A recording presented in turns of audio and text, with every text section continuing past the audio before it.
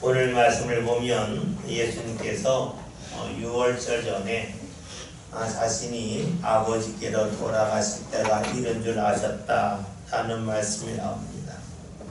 지난주 우리가 보았던 것처럼 요한복음에는 6월절이 3번이 나오는데 예수님이 아버지께로 돌아가실 줄 아셨다는 말씀은 처음부터 나오지 아니하고 3번째 6월절에 이르렀어야 나옵니다. 이것은 무엇을 말하냐면 처음부터 아셨다는 것이 아니라 거의 때가 다 되었을 때 아셨다는 겁니다. 하나님의 뜻을, 하나님의 때를 처음부터 다 아는 것이 아니라 어느 때가 되면 안다 하는 것을 말합니다. 그런데 때가 되었다고 하는 것은 그냥 시간이 흘러갔다 하는 것을 말할 수는 있겠지만 그보다는 하나님이 원하시는 신앙의 모습을 채워갔기 때문에 알게 되었다라고 볼 수가 있습니다. 우리의 삶도 역시 그렇다는 거죠. 주님께서 우리와 함께 하시고 우리에게 무언가 은혜를 베푸실 때를 우리가 아는 것은 처음부터 알고 나가는 것이 아니라 우리가 신앙의 길을, 신앙의 단계를 차근차근 밟아 나갔을 때 비로소 일정한 시점이 되면 주께서 알게 하신다는 겁니다. 채울 것을 채우면 어느 순간부터 주께서 알게 하시는 일이 나타난다라고 볼 수 있습니다. 우리의 삶도 이 세상에서 우리가 살고 있는 것은 주께서 우리에게 아직까지 무언가 채우기를 원하시는 일이 있다는 겁니다. 다른 말로 사명이 있다고 말할 수가 있겠고 또 다른 말로 하면 내가 감당해야 될 무언가 일이 있기에 주께서 우리에게 이 세상에서 계속해서 호흡하며 살도록 이끌어 주신다 하는 겁니다. 예수님은 3번의 6월절을 경험함을 통해서 하나님께로 가실 때가 되었음을 아셨습니다. 하나님은 때가 되면 알게 하신다 하는 겁니다. 앞에서 언급했듯이 시간의 흐름이 아니라 채움이다. 이걸 다른 말로 하면 우리의 믿음의 성숙함에 따라서 주께서 알게 하시고 보게 하신 것이 있다 하는 겁니다. 우리가 무언가 좀 보고 싶은 것이 있는데 무언가 보려고 할 때에는 아무 데서나 보는 게 아니라 이 전망대에서 볼 때 잘 보이죠. 이게 전망대라고 하는 데가 대부분 이 높은 데 있잖아요. 그런데 전망대까지 갈 때까지는 잘 안 보이는데 전망대에 딱 들어서면 앞이 뻥 뚫리고 잘 보인단 말이죠. 다시 말하면 전망대 앞이 오기 전까지는 출발할 때나 거의 그 전망대 앞이 올 때까지 차이가 거의 없어요. 그러나 전망대에 탁 가면 완전히 다른 것을 보게 됩니다. 그렇죠? 주께서 원하시는 그 자리에 가면 그 때가 되면 주께서 왜 그렇게 하셨는지를 알 수가 있고 어떻게 인도하시는지를 알 수 있다는 겁니다. 그런데 문제는 우리가 신앙생활할 때에 많은 이들이 자기가 가야 할 길을 생각하지 않고 지금까지 자신이 걸어온 길에 초점을 맞출 때가 많이 있습니다. 내가 이만큼 걸어왔는데 왜 안 보이냐는 거예요. 다시 말하면 내가 이만큼 충성했고 이만큼 헌신했는데 왜 안 보이냐는 거예요. 그런데 앞에서 전망대에 관한 말씀을 드렸어요. 가는 전망대가 우리 교회에서부터 출발해서 500m를 가야 된다고 생각해 봅시다. 근데 450m를 왔어요. 많이 왔죠? 그러나 450m 갔다고 해서 뭔가 보이는 게 아니에요. 많은 걸 걸어온 건 사실이지만 중요한 것은 자신이 가야 할 길이 있다는 거예요. 거기까지 가야, 즉 50m를 더 가야 전망대에 이르러서 볼 수 있죠.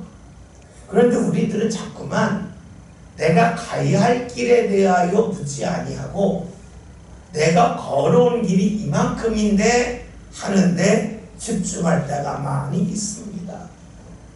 여러분, 무언가 알지 못한다고 하는 것, 보이지 않는다고 하는 것은 내가 아직까지 가야 할 길에 남아있다는 겁니다. 다시 말하면 안 보이는 건 내 책임이지 주님의 책임이 아니라는 겁니다. 우리가 신앙생활을 하면서 이 가장 기본적인 것, 즉 내가 얼만큼 걸어왔느냐를 볼 것이 아니라 얼마나 더 가야 하는지에 대하여 초점을 맞출 때 비로소 우리의 신앙은 성숙한 신앙이 됩니다. 흔들리지 않는 신앙이 됩니다. 몸이 아픈 사람은 무조건 치료를 하지 않죠. 병원에 가면 진단을 먼저 하는 거예요. 진단을 한 후에 비로소 수술합니다. 마찬가지입니다.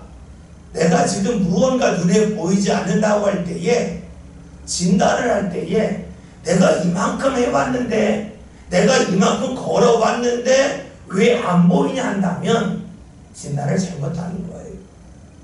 진단을 바르게 한다고 하는 것은 앞으로 내가 가야 할 길에 남아있다, 이것을 우리가 알고 기억하며 살 때에 신앙의 바른 진단을 할 수 있습니다.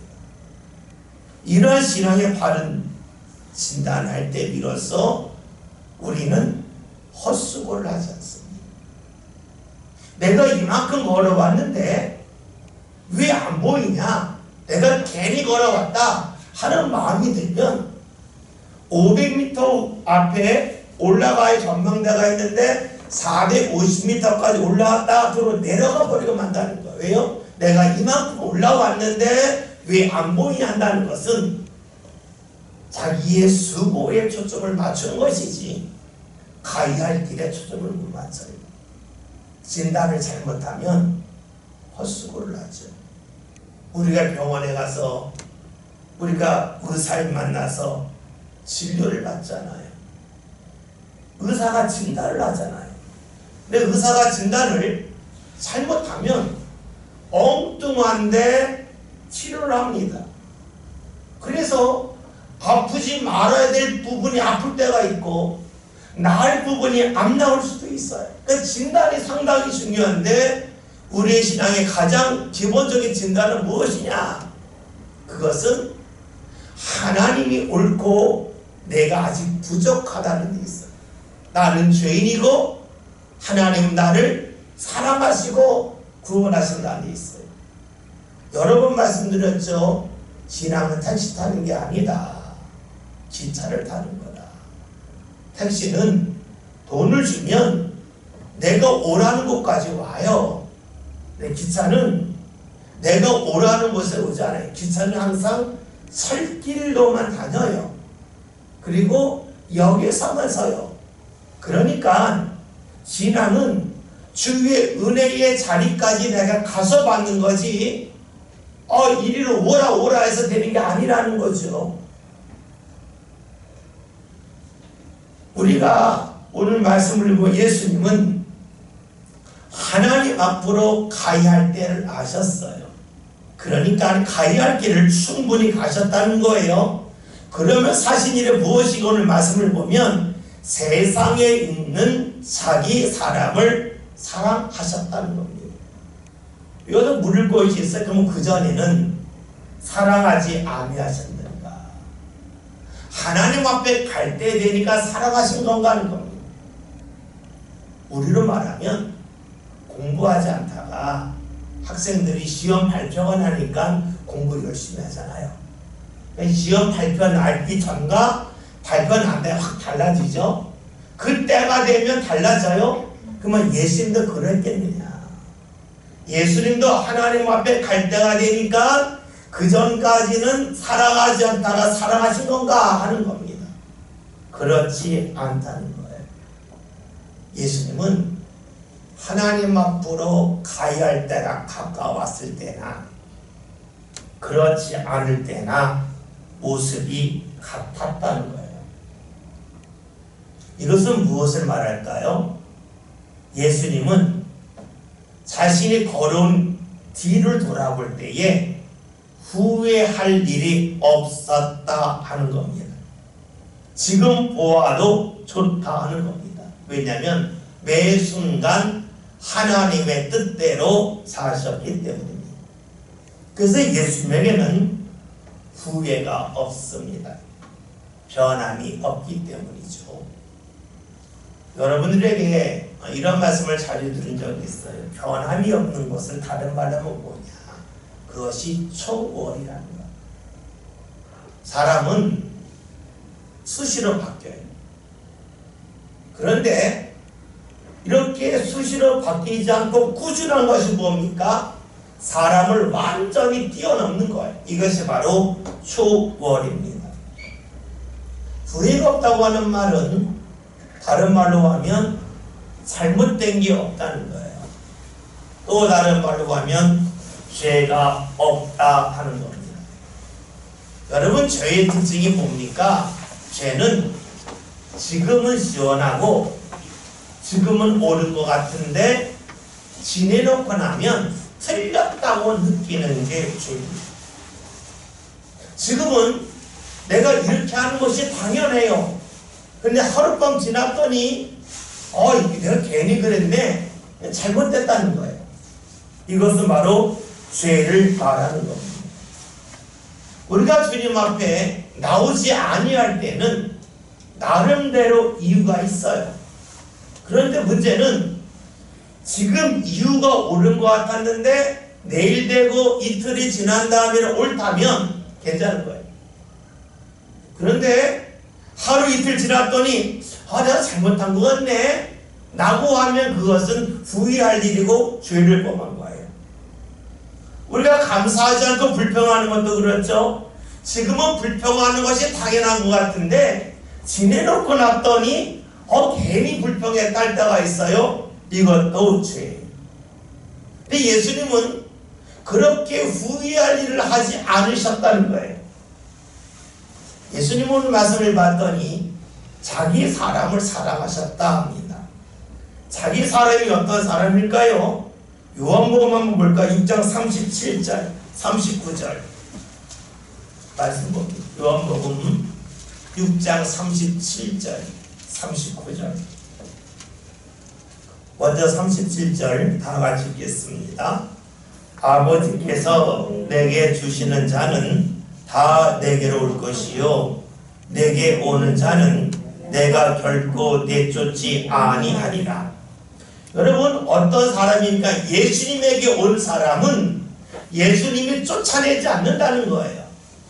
이 쫓아내지 않는다고 하는 것은 거리적으로 이렇게 쫓아내지 않는다는 것도 되겠지만 마음에서 쫓아내지 않는다. 즉 살아가신다는 말씀이죠. 그래서 6장 39절 말씀 봅니다.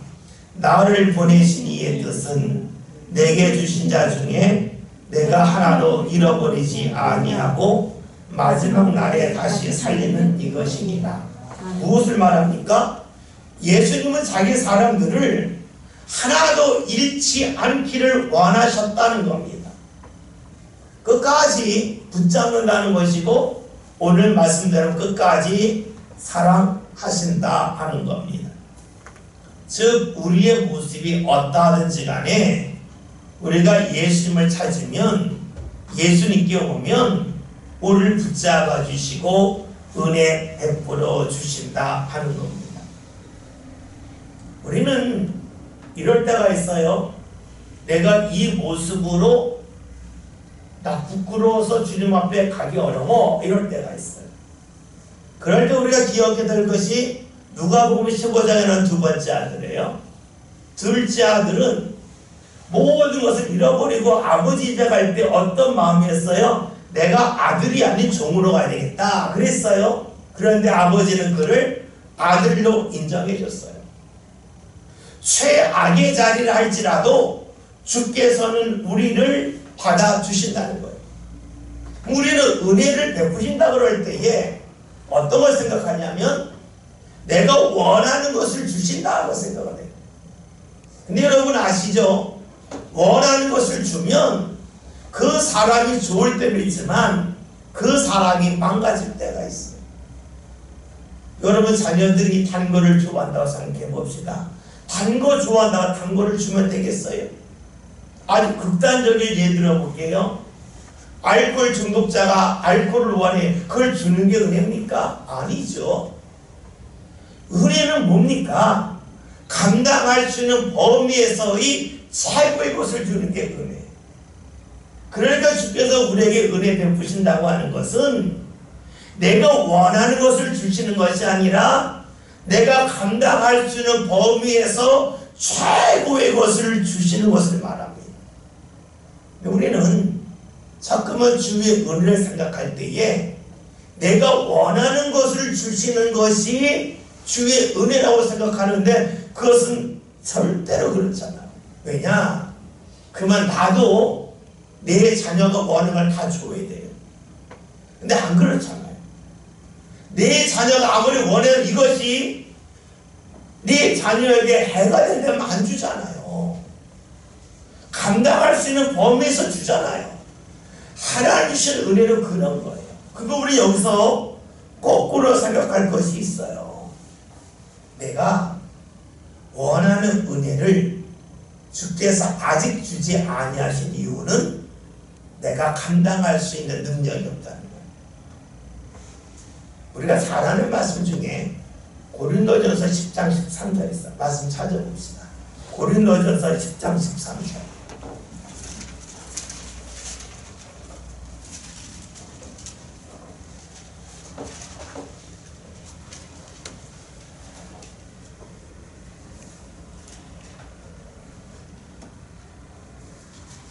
고린도전서 10장 13절 다 가셨습니다. 사람이 감당할 시험 밖에는 너희가 당한 것이 없나니 오직 하나님은 미쁘사 너희가 감당하지 못할 시험 당함을 허락하지 아니하시고 시험 당할 즈음에 또한 피할 길을 내사 너희로 능히 감당하게 하시느니라. 아멘. 아마 성경 공부를 조금 해보신 분이라면 아마 이 구절을 너무 잘할 거예요. 그리고 많은 성도들이 이 말씀 참 좋아요. 하나님은 내가 감당할 시험만 주신다. 다른 말로 하면 시험을 어려움으로 바꿔보면 하나님은 내가 감당할 수 있는 어려움만 주신다 그래요. 너무 좋아요. 감당하지 못할 시험을 만나면 피하게 하신다 그래요. 그러면 왜 시험만 여기에 해당돼요? 은혜로 해당되지 않겠어요? 하나님은 내가 감당할 수 있는 은혜만 주시고 내가 감당할 수 없는 은혜를 받을 때가 되면 나로 하여금 거기서 벗어나게 하셔서 그 은혜를 못 받게 하신다. 왜냐? 그래야 내가 살기 때문이에요. 우리는 어려움은 내가 감당할 수 있는 어려움만 당하면 좋겠다면서도 은혜에 대해서는 내가 감당할 수 없는 은혜를 주께서 부어주시길 원해요. 그건 아니죠. 내가 감당할 수 있는 은혜를 주셔야만 그 은혜를 우리가 바르게 사용할 수가 있어요. 은혜를 바르게 사용한다고 하는 것은 하나님의 영광을 멸시하지 않는다는 거예요. 우리가 요한복음 6장에서 보았던 말씀 중에 하나가 오병이어에 관한 말씀인데 예수님께서 그 오병이어 역사를 일으키신 후에 남은 것을 어떻게 제자들에게 다 거두라고 해요. 거두라고. 왜 거두라고 하셨어요? 은혜를 함부로 버리지 말라는 거거든요. 여러분 그래요. 우리는 주님이 나를 사랑하시고 나에게 어느 자리든지 은혜를 베푸시는데 그 은혜는 내가 믿음으로 감당할 수 있는 범위에서 주께서 은혜를 부어주신다는 거예요.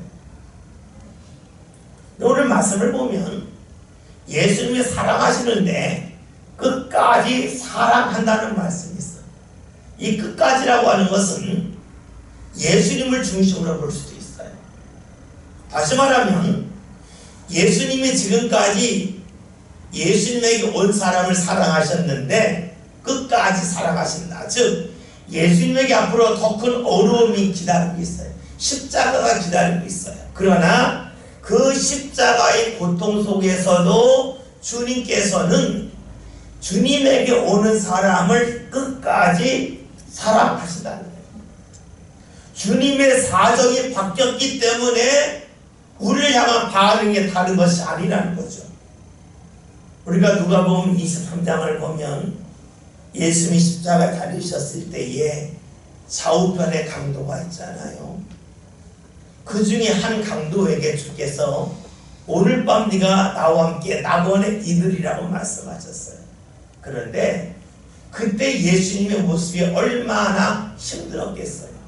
고통스럽겠어요. 그렇지만 주님은 자신에게 오는 사람을 사랑하시고 그를 받아주심에 있어서 변함이 없으셨다는 거예요. 또 하나는 사람을 중심으로 볼 수가 있어요. 다시 말하면 사람들이 예수님을 대하는 모습이 달라진다 할지라도 예수님은 그 사람을 향한 사랑을 멈추지 않는다는 거예요. 우리가 기도할 때에 주님의 사랑을 받는데 기도하지 않으면 미움을 받을까? 그렇지 않다는 거예요. 기도하지 않아도 사랑을 받는 거예요. 그러나 앞에서 말씀드렸던 것처럼 내 상태가 약해졌기 때문에, 믿음으로 약해졌기 때문에 내가 받을 수 있고 감당할 수 있는 은혜의 몫이 달라질 뿐이에요. 절대로 주님을 미워하지 않으셔요. 사랑하세요. 단지 우리가 감당할 수 있는 범위에서 사랑하신다는 거예요. 베드로가 예수님을 부인했지만 예수님은 그를 포기하지 않고 그를 붙잡아 주셨어요. 다시 말하면 예수님은 우리를 사랑하실 때에 우리가 죄인임을 알면서도 사랑하신 거예요. 약점이 없어서 사랑하신 것이 아니라 약점이 있음에도 불구하고 사랑하실 거예요. 끝까지 사랑하신다는 것은 내 모습에 관계없이 아무리 죄를 범한다 할지라도 주님의 사랑은 이어진다는 겁니다. 단지 그 사랑을 내가 느낄 수 있는 범위와 그 가운데 임하는 은혜 중에서 내가 감당해야 할 몫이 달라질 뿐이지 주님은 똑같은 거예요. 마치 여러분이 겨울에 여러분의 집에 햇볕이 들어오면 따뜻하고 좋은데 창문이 작으면 햇볕이 조금 들어올 것이고 창문이 크면 볕이 많이 들어오겠죠. 그러니까 주님은 햇빛과 같이 일정하게 우리에게 은혜 베푸시지만 나의 상태에 따라서 내가 받을 수 있는 은혜 범위는 달라지는 겁니다. 또 하나는 이 두 가지가 겹쳐도 마찬가지입니다. 이 두 가지가 겹치는 것이 쉬운 게 아니에요. 여러분에게 제가 여기는 컵을 들고 있으라 하면 이거 뭐 10분도 뭐 1분만 들어라 다 들잖아요. 여러분에게 1분만 뛰어라 다 뛰잖아요. 컵을 들고 물을 흘리지만 1분 뛰어라 못 하잖아요. 하나씩은 가능한데 두 개가 겹쳐지면 힘든 거예요. 근데 예수님은 이 두 개가 겹쳐질 대로 그랬다는 거예요. 즉 본인이 더 힘들어졌고 사람들이 더 악해진다 할지라도 주님의 사랑은 끝까지 이어졌다는 거예요. 그렇기에 우리가 잘 아는 로마서 8장의 말씀 있잖아요. 그리스도 안에 있는 하나님의 사랑은 끊을 수 없다. 끊어지지 않는다 하는 것을 말하는 거죠. 그래서 주님의 사랑은 멈추지 않는다. 끊어지지 않는다. 또 다른 말로 하면 주님의 사랑은 우리를 뛰어넘는 초월적인 사랑이다. 우리가 흔히 교회에서 하는 말씀대로 하면 아가페의 사랑이라고 볼 수가 있겠죠. 2절에 있는 말씀 다 함께 봅니다. 말씀드립니다. 마귀가 벌써 시몬의 아들 가룟유다의 마음에 예수를 팔려는 생각을 넣었다. 아멘. 오늘 말씀을 보면 마귀가 하는 일이 무엇이냐 생각을 넣었다 하는 말씀입니다. 이 마귀가 한 일이 뭐냐 하보면 가룟유다에게 오늘 읽은 요한복음 14장에 생각을 넣었다라는 말씀이 나오고요. 한번 찾아볼게요. 누가복음 22장 3절 봅시다. 누가복음 22장 3절.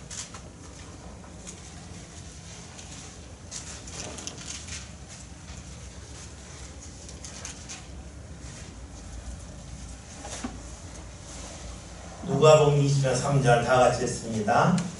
12 중의 하나인 가룟이라 부르는 유다에게 사탄이 들어가니. 아멘. 말씀을 보면 마귀를 또 사탄이라고 그러죠. 하나님의 생각을 넣었다. 그 다음에는 뭡니까? 행동을 옮기도록 확 들어가서 사로잡는다는 거예요. 생각을 사로잡았다가 삶을 사로잡는다. 이렇게 보면 될 겁니다. 여러분 그렇죠. 사람이 생각을 빼앗기면 몸도 빼앗겨요. 왜냐? 사람은 자신이 생각하는 것을 중심으로 보기 때문에 여러분들이 어떤 일을 하느냐에 따라서 보이는 게 다르죠. 제가 예전에 목회에서 썼던 글 중에 이런 거 있었어요. 제 초등학교 때에 아주 친한 친구가 있었는데 그 친구 집이 중국집을 했는데 그 친구가 저한테 어느 이야기하는 거예요. 우리 집에서부터 자기 집을 말하는 거. 친구 집부터 학교까지 오는데 중국집이 11개가 있대요. 그 친구는 자신의 집이 중국집을 하니까 길거리 중국집이 몇 개씩 준 거예요. 저는 그걸 접은 적이 없거든요. 뭘 말해요? 자기가 살고 있고 자기가 생각하는 걸 중심으로 봐요. 저는 교회를 생겨서 다니는 거죠. 사람이 생각하는 대로 봐요. 마음에 있는 걸 봅니다. 근데 여기서 우리가 한 가지 살필 거 있어요. 팔았다는 거예요. 팔려는 생각을 넣으면 판다. 이제 판다는 것은 뭡니까? 바꾼다는 거죠. 파는 것은 바꾼다, 교환한다를 말합니다.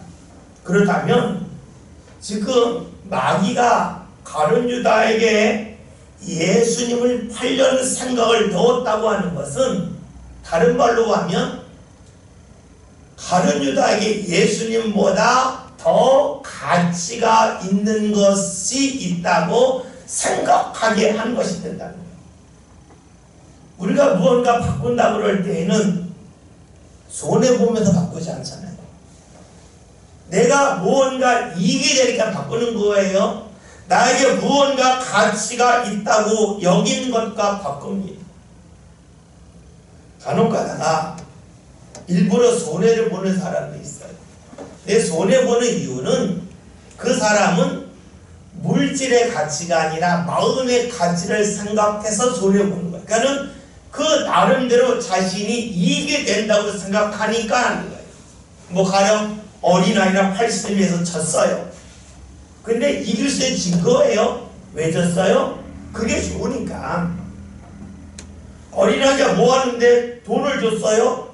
돈 준 건 손해예요. 그런데 왜요? 그게 좋으니까. 물질은 손해지만 자신의 마음에서는 그것이 더 가치 있다고 여기는 사람은 손해나는 일은 하지 않습니다.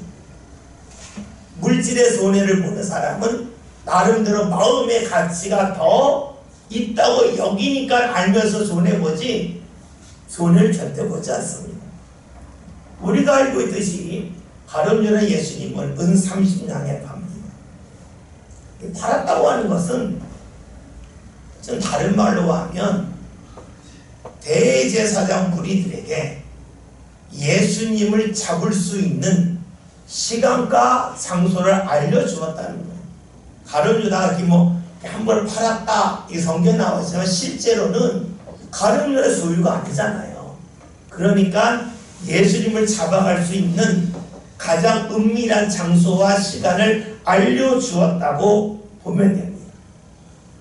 가룟유다에게 은 30이 예수님보다 귀했습니다. 왜 그랬을까요? 돈에 욕심이 들어서 그랬다라고 해석하는 이들도 있지만 제가 볼 때는 가룟유다가 예수님에게 원했던 것을 이루지 못하니까 실망했을 거예요. 실망하면서 자신이 지금까지 예수님을 3년 동안 따라다닌 것에 대한 보상을 받고 싶었을 거예요.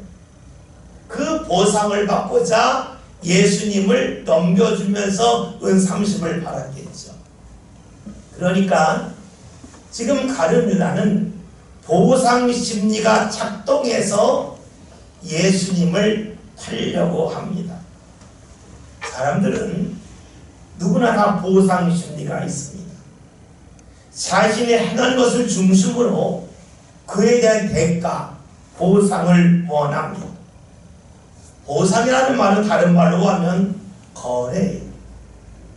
사람은 거래를 좋아해요. 신앙생활 하면서도 하나님과 거래하기를 원합니다. 뭔가 보상을 원합니다. 이렇게 보상을 원하는 이들은 자신들이 열심을 낼 때 당당합니다. 그러나 이 당당함이 여러분 역작용으로 나타날 때가 있어요. 그 뭐냐면 자신이 잘못됨을 느낄 때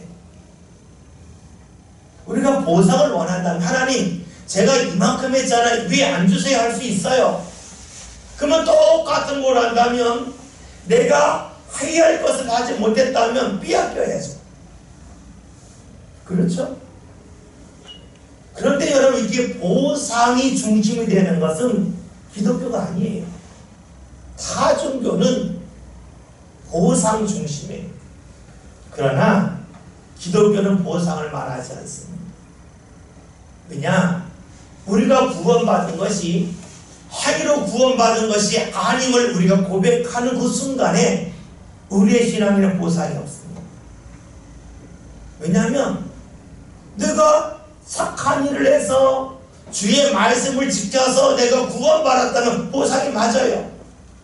그러나 우리는 율법을 다 지킬 사람이 아무도 없어요. 따라서 우리의 신앙은 보상과는 관계가 전혀 없습니다. 그러면 신앙에 왜 열심을 내는가? 그것은 주님이 나를 사랑하신다고 하는 믿음이 있기 때문에 하는 것입니다. 열심을 낸다고 하는 것은 하나님을 가까이 하는 것이고, 하나님을 가까이 한다고 하는 것은 그만큼 하나님을 잘 알아간다는 것이고 주의 뜻을 잘 알아간다는 것을 말합니다. 만약에 우리의 신앙이 보상 중심으로 가면 어떻게 될까요? 우리보다 더 열심히 낸 사람보다 나는 더 많은 보상을 받으면 안 돼요. 바울은 열심을 냈다가 참수당했어요. 나는 바울보다 더 열심히 낼 수 없어요. 나도 참수당해 당연해. 우리나라의 주기철 목사님처럼 나는 열심을 내지 못했어요. 보상 중심으로 간다면 그거 옥에서 죽었듯이 나는 죽어야 돼요. 아니잖아요. 우리가 보상 중심으로 간다고 할 때는 내가 잘한 것만 생각할 것이 아니라 나보다 더 열심을 낸 사람을 바라보는 순간에 보상신앙은 완전 잘못됐다 하는 것을 알 수 있어요. 보상을 생각한다고 하는 것은 반대로 말하면 내가 잘못할 때마다 두려워 떨어야 돼요. 내가 잘한 것에 대하여 주께서 보상을 주신다면 잘못한 것에 대해서 주께서 증거를 내리셔야 되잖아요. 그러면 내가 점점 철이 나서 나의 부족함을 발견하면 점점 떨며 살아야 돼요. 왜냐? 보상 중심이라고 그러면 내가 말의 형벌이 더 눈에 분명하게 보이기 때문에 그래요. 다시 생각해 봅시다. 유다가 생각한 보상은 무엇일까요? 자신이 예수님을 따라다닌 것에 대한 결실을 맺기를 원했어요. 그때는 자신이 원하는 때였어요. 그렇다면 물어야죠. 정말로 가룟 유다가 예수님을 주님으로 믿었는가? 우리가 주를 주로 믿는다고 하는 것은 때까지도 주님 앞에 맡기는 게 주님이지, 때를 내가 정했다면 그건 주님이 아니죠. 때까지로 정했기 때문에 주님이에요. 그러니까 가룟 유다가 예수님에게 실망했다. 그런데 그 때를 자신이 정했다는 거예요. 예수님이 야 이때까지 내가 뭐 하겠다 말씀하셨는데 안 지켰다면 실망할 수가 있겠는데, 그런 것은 일절하지 않았는데 자신의 때를 정해놓고 왜 이때에 안 됩니까 하면서 보상적인 마음을 갖고 주를 멀리했다면 가룟 유다에게 예수님이 주님이 아니었어요. 우리가 그런 길을 따라가기가 쉬워요. 예수님이 부활하시고 승천하실 때에 사람들이 물어요. 사도행전 1장 6절 7절 한번 다 찾아볼까요? 사도행전 1장 6절 7절.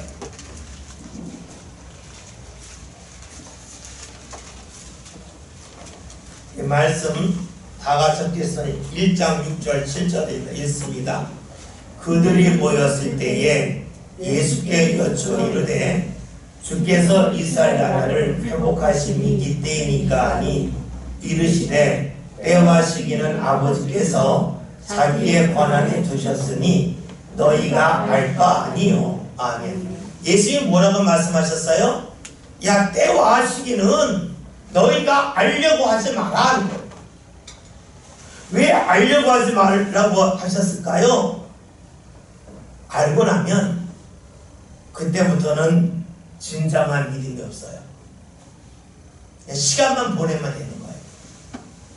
주께서 왜 안 알려주셨을까요? 아는 것보다 모르는 것이 낫기 때문이에요. 아는 것이 나면 알려주시는데 언제 주께서 임하신다는 걸 알면 사람들이 그때까지 열심히 내겠어요? 아니잖아요. 여러분에게 1년 후 여러분이 큰 부자 될 겁니다. 그러면 여러분이 집에 있는 거 막 빚을 내가지고 1년 동안 시간 놀러 다니고 그러다가 1년에 부자가 되려고 그러지 그때까지 일하겠어요? 신앙도 그렇잖아요. 그러니까 주께서 때와 시기를 알려주지 않는 것이 우리에게 유익하기 때문에 그래요. 근데 마귀는 생각을 넣었다 그랬어요. 여러분 생각이라고 하는 것이 언제 생깁니까? 생각은요 저절로 떠오르지 않아요. 생각은 자기가 보았던 것을 가지고 생각을 하거나 또 다른 말로 하면 자주 볼수록 더 많이 생각이 납니다. 생각이라고 하는 것은요 깊어지면 깊어질수록 보지 못했던 걸 보게 되고 하지 않았던 걸 하게 됩니다. 우리말 중에 동병상련이라는 말이 있어요. 내가 누구와 같은 병에 걸렸으면 그에 대한 애틋함이 더 커진다는 그 말이에요. 봅시다. 누가 힘들어요. 근데 동병상련이 아닌 사람들은 힘들지 그래요. 거기 끝이에요. 근데 정말로 자기가 그 힘든 걸 경험하면 그 사람에게 무엇이 도움이 되는지를 압니다. 누가 다리 다쳐 서 있으면 다리에서 얼마나 힘들어 이 말 할 수가 있는데 다리 다쳐 서 있는 사람 앞에다가 기댈 것을 갖다 준 사람은 별로 없어요. 누가예요? 아파 본 사람. 그러면 누가 다리 앞에 서 있으면 한쪽 다리 중심으로 서 있기 때문에 힘드니까 그러하게 무언가 기댈 걸 갖다 주면서 갖다 준다고요. 그러면 고마워해요. 근데 아파 보이지 않는 사람은 힘들지 않고 끝이에요. 다시 말하면 생각이 깊으면 자신이 해야 할 일이 많아집니다. 우리나라 뭐 요즘에 텔레비전, 뭐 가전제품이 뭐 세계 히트를 휩쓴다 그러잖아요. 그 이유가 어디 있을까? 여러 가지 분석이 있었는데 그 중에 하나가 우리나라 소비자들이 깐깐하다는 거예요. 물건만 이렇게 쓰다가 조금만 마음에 안 들면 막 항의하고 난리치다는 거예요. 이거 뭐 산지 이거 얼마 만에 고장났다고 자꾸 항의를 하니까 그 항의 때문에 고치고 또 고치다가 좋은 물건이 나왔다는 거예요. 예전에 이런 적이 있었어요. 그 미국의 어느 그 패스트푸드점에서 커피를 먹다가 커피를 흘렸어요. 그래 화상을 입었어요. 조금. 근데 고소를 한 거예요. 고소를 한 거예요. 왜 고소했냐면 커피 이 잔에다가 커피가 뜨거우니 조심하세요라는 글귀가 없었다는 거예요. 그 고소해가지고 엄청난 돈을 받아냈어요. 왜냐? 미국은 변호사가 천지라 그러잖아요. 흔히 하는 말로 기차를 타고 가다가 러시아 사람들은 보드카를 밖에 던지고 미국 사람은 변호사를 밖에 던진다는 얘기잖아요. 하도 많아서. 그러니까 변호사를 하도 많다 보니까 조금만 잘못된 게 있으면 그걸 갖고 고소를 위한 고소를 한다. 근데 그러면서 어떻게 되냐? 미국의 서비스질이 최고가 됩니다. 서비스를 좀만 잘못하면 고소가 들어오니까 계속 이거 받고 하는 가운데 최고가 됐다는 거죠. 여러분 그래요. 무언가 자꾸만 우리가 생각하면 생각할수록 안 보였던 게 보여지고 느끼지 못했던 걸 느껴요. 신앙도 그래요. 우리가 하나님을 가까이 함을 통해서 우리에게 주의 은혜가 임해요. 그 은혜는 주님과 관계가 멀었을 때에 임하는 은혜와 가까이 할 때에 임하는 은혜가 달라요. 왜 다르냐? 주께서 다른 은혜를 주시기 때문이 아니라 똑같은 은혜 베푸시지만 내가 더 많이 본다는 거예요. 그러니까 똑같은 자리에 있어도 하나님을 가까이 한 사람에게는 감사할 일이 넘쳐나고 하나님을 멀리 한 사람에게는 감사할 일이 안 보이는 거예요. 내가 아팠을 때에 아픈 사람을 보면 무엇을 통해 도울 줄 알잖아요. 마찬가지예요. 내가 하나님을 가까이 하면 할수록 내 삶 가운데 임하는 수많은 은혜를 파여 깊이 볼 수 있다는 겁니다. 사람과의 관계를 생각해 봅시다. 우리가 살면서 다른 사람하고 관계가 좋다고 하는 것은 복이에요. 누구하고 사이가 좋다는 복이죠. 그러면 누구하고 사이가 좋으려면 어떻게 될까요? 둘 다 잘해야 돼요. 둘 다 잘해야 서로에게 만족할 수가 있고 서로에게 만족해야 좋아요. 그렇죠? 그런데 이런 관계는 거의 없습니다. 왜 그러냐면요, 사람은요 똑같은 걸 보아라 생각이 달라지기 때문에 이 빵이 하나 있습니다. 빵이 하나가 있는데 저하고 제일 조금 먹는 분이 누굴까요? 정선영한테 제일 조금 먹는 정선영한테 둘이 있어요. 빵이 있어요. 먹을 때에 어떻게 나눠야 될까요? 반토막을 내서 먹는 게 맞을까요? 아니면 제가 몸이 크니까 제가 70% 먹고 정관사님 30% 먹는 게 맞을까요? 아마 정관사님이 아이 목사님 체구가 크니까 더 많이 70% 떼어줄 수 있어요. 그쵸? 그런데 여기 10,000원이 있는데 목사님 10,000원이니까 7,000원 가져가시고 제가 3,000원 가져갈게요. 안 그래요. 빵일 때에는 30% 가져가도 되는데 돈일 때는 안 돼요. 그런데 빵에서 내가 70%를 가져가는 게 습관이 되면 돈 있을 때로 내가 70%를 안 가져가면 너 왜 그래? 그런데 또 이럴 때가 있잖아요. 또 빵이 있는데 저는 배가 안 고프고 정거사님 배가 고플 수 있어요. 그때는 저는 평소보다 조금 먹고 정거사 많이 먹을 수 있어요. 그럴 때에 오늘 반반 먹읍시다 하면 제가 말을 해요. 무엇을 말합니까? 똑같은 걸 봐도 때에 따라서 사람들의 반응이 다르다는 거예요. 똑같이 잘했다 할지라도 상대가 볼 때는 서운한 거예요. 여러 번 말씀드렸죠. 사람들이 서운한 이유는요, 말한 사람은 말한 내용을 기억하고 듣는 사람은 말의 내용을 기억하지 않고 말한 분위기를 기억해요. 그래서 누구하고 싸운 얘기를 들어보면은요, 그래요. 내가 말을 이렇게 했다 그러고요. 그런데 저서 왜 화내는지 모른다 그래요. 내가 화내는 사람은 그래요. 말할 때 왜 그런 식으로 말하는지 모른다 그래요. 누구는 말을 내용을 이야기하고 분위기를 말해요. 그러니까 둘 다 잘할 수가 없어요. 그런 일은 거의 나타나지 않습니다.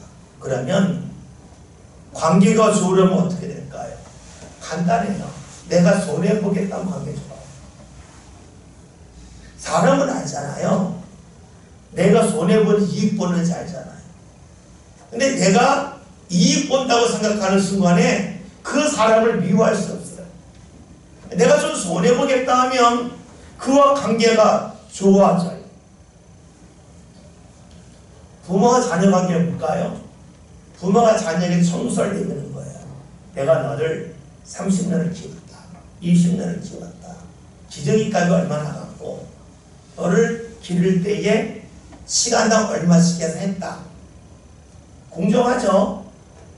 손해 안 보겠다는 거예요. 그 순간에 부모와 자녀의 관계는 어떻게 될까요? 끊어져요. 그러면 자녀가 일을 안 벌고 돈을 벌겠죠? 돈을 열심히 벌어서 60대까지 다 갚았어요. 그 다음에 어떻게 될까요? 난 다 갚았다. 안 보겠다. 이렇게 되겠죠? 그러니까 우리가 생각할 때에 손해를 보지 않겠다 하면 관계는 나빠질 수밖에 없어요. 봅시다. 누구와 관계가 좋다고 하는 건 평화고 관계가 좋다고 하는 건 사랑이에요. 주께서 우리에게 원하시는 것이 서로 사랑하다는 거예요. 서로 평화롭게 살라는 거예요. 이 말씀이 뭐예요? 네가 손해를 감수하며 살라는 말이에요. 우리는요 서로 사랑하라는 말이 쉽게 다가와요. 그런데 그 말이 내가 손해를 봐야 이것이 이루어진다는 생각 잘 안 해요. 그러니까 우리가 사랑합시다는 되는데 손해보고 살죠. 화가 나요. 근데 봅시다.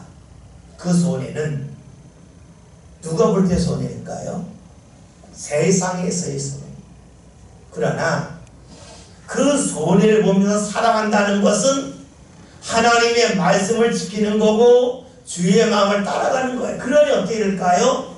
주께서 주신 은혜를 더 많이 볼 수밖에 없어요.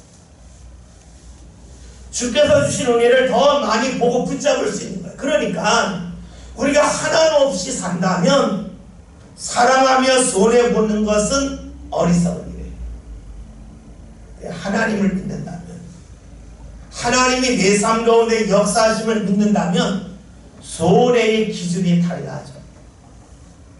주의 뜻대로 살면 주께서 내 삶에 더 큰 은혜를 받게 하시는데 이것이 있어요.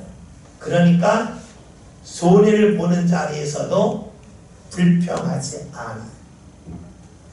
여러분 가룟 유다가 지금 뭘 하고 있습니까? 거래를 해요. 3년 동안 따라다녔는데 고작 이거 남냐? 자신이 선입 계산을 해요. 손해볼 수 없다는 거죠. 오늘 우리가 이 세상을 살면서 가룟 유다처럼 예수님을 팔진 않지만 손해보지 않고 살겠다. 내가 심은 거는 어떻게 해서든지 다 거두겠다. 내 힘으로 거두겠다 하면 우리의 삶은 가룟 유다를 따라가는 삶이 되고 있습니다. 사랑은요 똑같이 잘할 때 할 수 있지만 세상에 그런 관계는 없습니다. 반드시 누군가는 이익을 보고 누군가는 손해를 보는 가운데서 사랑의 관계가 유지됩니다. 그래서 우리가 내가 손해봐도 괜찮다. 살아가며 살아야지.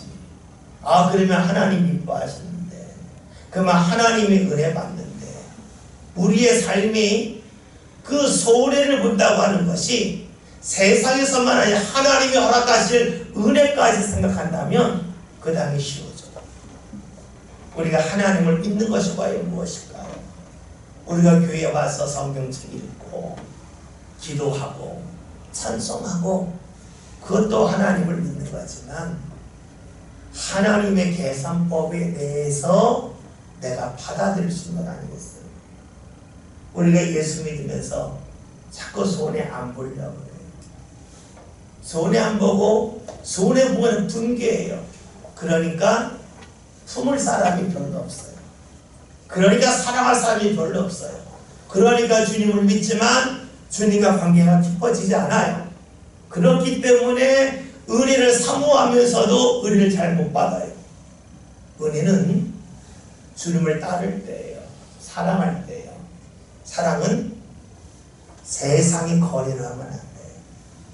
하나님이 주신 은혜를 바라보면서 손해보는 것을 너무 두려워하지 마세요. 그러면서 여러분이 내가 손해보고 살았는데, 그래서 아끼며 살았는데 하나님이 내게 은혜 주셨다고 하는 것을 어느 날 보게 되고 어느 날 알게 되면 삶이 크게 달라질 겁니다. 우리의 삶을 다시 한번 봅시다. 사랑하는가? 다른 유라처럼 속히 거래하려고 하다가 주가 멀어지지 않는가? 잘 살피는 가운데 저와 여러분의 생각이 세상의 거래가 아니라 하나님이 보는 은혜의 관점으로 우리의 삶을 살아갑시다. 그래서 같은 자리에 있지만 풍성한 은혜를 주시는 주의 은혜를 붙잡는 저와 여러분이 다 되시길 바라겠습니다. 기도합니다.